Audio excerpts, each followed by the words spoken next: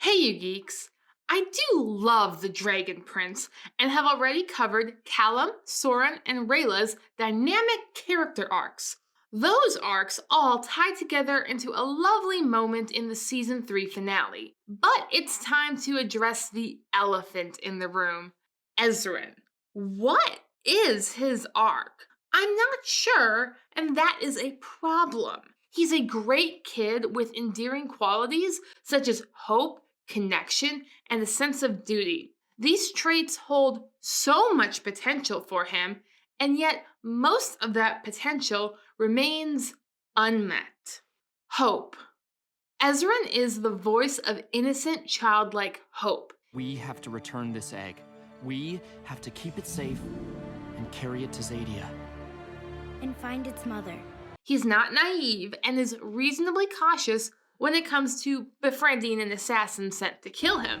I need to show them the egg to stop them. Just give it to me. I'll take you to the roof.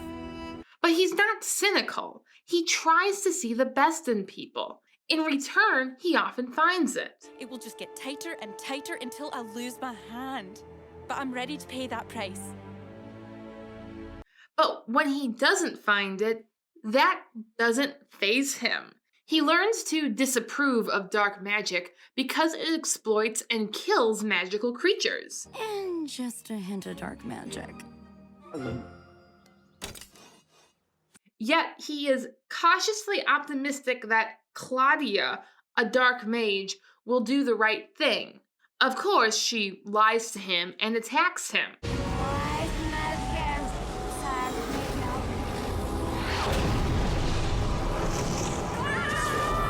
And he still comes to her for advice about becoming a king. He brings a banther, but sends it on its merry way. And I am so sorry. Thank you. Don't worry about me. I'll be safe. Admittedly, this turns into a pretty nice character moment for Claudia, humanizing her before she does something of questionable morality. I'm sorry if the things I did before were frightening or confusing. I care about you and Callum a lot. I know. But it doesn't do as much for Ezran. He leaves her with defenseless animals, knowing on some level that she kills such creatures to obtain her magic.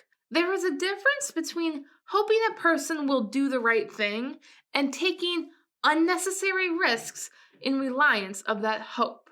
Ezran knew that distinction in Book 1, yet he somehow lost it by the end of Book 2 and threw it out the window in Book 3. His cautious gamble with Rayla had paid off, so he learned to make bigger, less cautious gambles. That I don't have to be the king my father was. Katolis will not go to war. I'm sorry about what happened to your father and what happened to mine, but we don't have to avenge them. We don't have to strike back. We can choose peace. Which he loses. Although peace is eventually achieved, Ezran's foolish hope was a very small part of it, and I wish it was more. Look at them, playing together. That's the miracle. That's hope. He does have other qualities which are slightly more helpful. Connection. Ezran also represents a bridge between humans and the magical world, Ozymandias in particular. The Moon Shadow Elves bind their fates together before the two even meet. Then they destroyed his only egg, the Dragon Prince. Tonight, we bind our lives to justice. And when they meet, Ezran immediately takes the burden onto himself. He's okay in there. I can feel it. Ezran does have an almost magical connection with animals. But with animals, somehow I have this connection. And a few years ago, I realized I could understand what they were saying. But it's not Ezran's sacrifice that brings about Zim's birth. It's Callum's. Again, that's wonderful for Callum, but it cuts Ezran's growth off before it can begin. Once Zim is born, Ezran easily takes on the responsibility of raising him. Ready, Zim? Wings out and flap. Yet Ezran's still a 10-year-old boy who has lived his whole life in the human world, trying to raise a baby dragon, the likes of which the world had not seen for hundreds of years. The fact that Ezran's life is only put on the line because of Soren's actions baffles me. Are you sure it's going to hold? Again, this is a great Soren moment, but Ezran is unaware that he risked anything for Zim. Meanwhile, Callum sacrificed his primal stone. Callum took Zim out into the storm. He got struck by lightning. But I think he's okay. Every step Callum has taken closer to magic is a step closer to Zim, while Ezran has taken steps away. But somehow their bond remains strong. Ezran can still maintain it even after abandoning Zim. I wish you could come with me too. But you need to go be with your mom. Only through leaving him behind does Ezran teach Zim to fly, while Callum provided the wind beneath Zim's wings. You're doing it! You're flying! I knew you could do it! This muddles Ezran's character arc. He runs away from Zim, but the bond remains strong, at least when it's convenient for the plot. When Zim is in trouble trying to pass Sol Regnum, Ezran does not get a memo. When Zim is in trouble being kidnapped by Nyx, Ezran does not get a memo.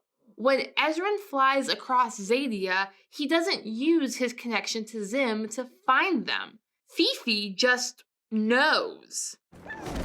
Zim, I miss you so much. But when Zim is in trouble on top of the lonely dragon Stormspire, Ezran gets the memo only when there's nothing he can do about it. Oh no, Zim is in danger. That really gives Ezran the short end of the stick.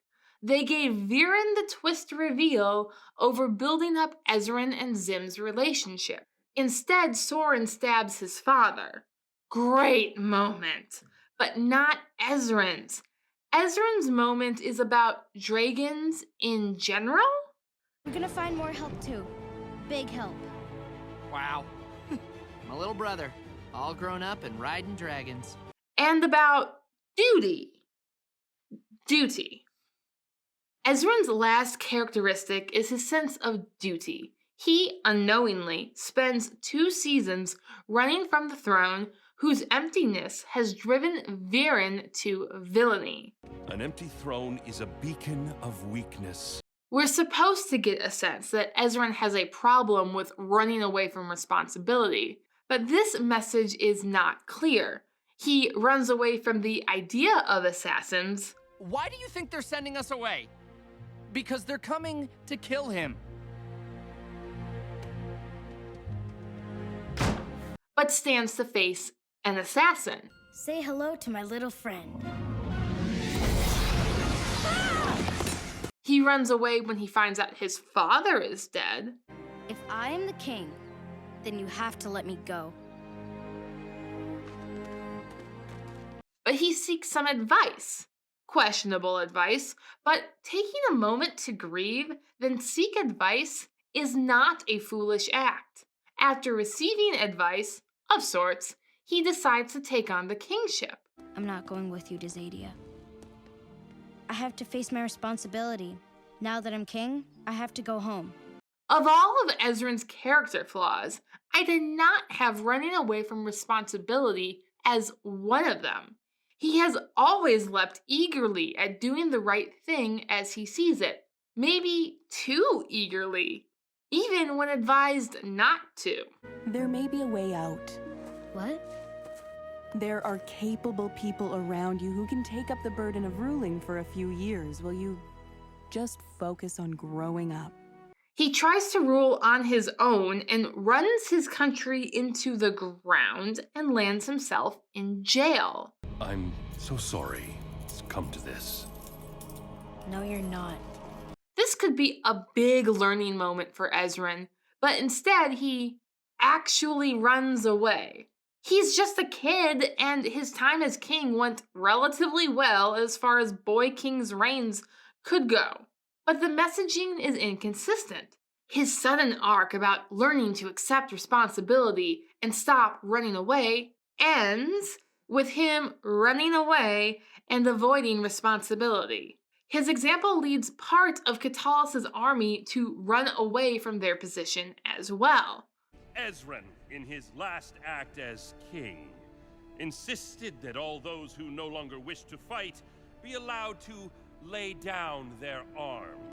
I have nothing against conscientious objectors, and the show sets this up as a noble act of defying villainy. But the show doesn't give enough context to show the nuances which justify the complete 180 in Ezran's arc. If it's about him being the true King of Katolis, he could have gone with the adults to get another army. But instead, they send him off to give the appropriate response to Rayla. What? What? Adorable, but not character growth. The payoff is him returning with dragons in the final battle. Ezran! And he's brought help! Then he does take responsibility to guard the breach. Go to her. What? Rayla. It's okay. I got this.